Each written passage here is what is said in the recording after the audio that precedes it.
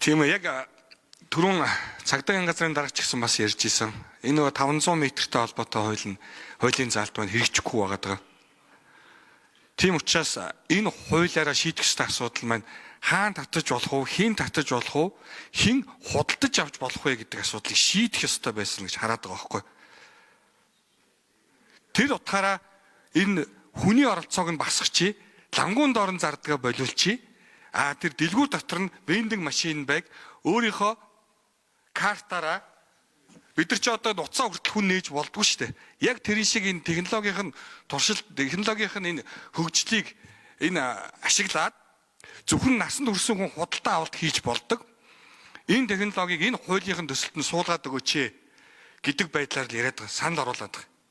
Тэгээ энэ утгаараа ахаад энэ саналаа бол ахаад оруулах гэж үзнэ. За Батбаяр гишүүнд нэмэлт 1 минут. Тэгэхээр одоо болж байгаа гол маш хамгийн гол ач холбогдолтой зүйл нь хэн худалдаа авах, хаана хэрэглэх вэ гэдэг нь чухал байгаа учраас энэ асуудлыг энэ хуулийн төслөөр шийдэж чадаагүй гэсэн үзэлт бодолтой байгаад байгаа учраас ажлын хэсэгт ороод одоо өөрийнхөө энэ саналыг тусгуулах талаар ажиллах одоо хүсэлтэй байна. Тэгэхээр ажлын хэсэг байгуул хэрвээ энэ хуулийг одоо хилцгэн зүйтэйгээд орлогын дэмжээд ажлын хэсэг байгуулах юм бол намайг энэ ажлын хэсэгт оруулж өгнө гэсэн энэ хүсэлтэй ад байсаар хэл. За баярлалаа. Өнөөдрийн энэ чуулган бол их ажил хэрэг чуулган болж ш. Олон ургалж үзлээ, уралдуулж.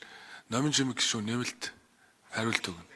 Асуулт за нэмэлт 1 минут өгчөө. Номин Жимэг гишүүн. За нэмэлт тайлбар өгчээ.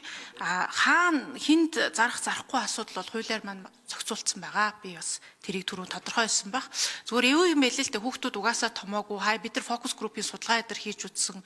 Ер нь баг ингээд нэг юм бие хүн болсон тэрийгээ эсэргүүцэх гэж албаар одоо багшийнхаа хажууд ардаа ангийнхаа ард суугаад татдаг ч гэдэм үү те. Эсвэл баг дэлгүүрт очоод хуурамч Монголиагийн ID үзүүлж хагаад тамхи авчаад хүү намайг харж гин үү намайг 21-тэйгээ итгээ тамхи өчлөөштэй гэдэг тийм юмнууд бол гарч байгаа. Тусгай зөвшөөрөлтэй газраас энэ бол угаасаа хаач байдаг газар. Гэтэ бид нар энийг мэдээж байхгүй болгохын төлөө явна. Вендинг машин буюу автомат машинаар зарах асуудал бол одоогийн хуулиар хориотой байгаа. Энэ би танд хэлсэн судалгааны хувьд бол үнэхээр үр дүнгүй хүүхдүүдэд далд зах зээл дундын middleman үүсгэх гэд манай судлаачид бас хэлчих байхаа. Ийм үр дагавар гардаг юм байлээ шүү гэдгийг би бол байр сууриа илэрхийлж байна.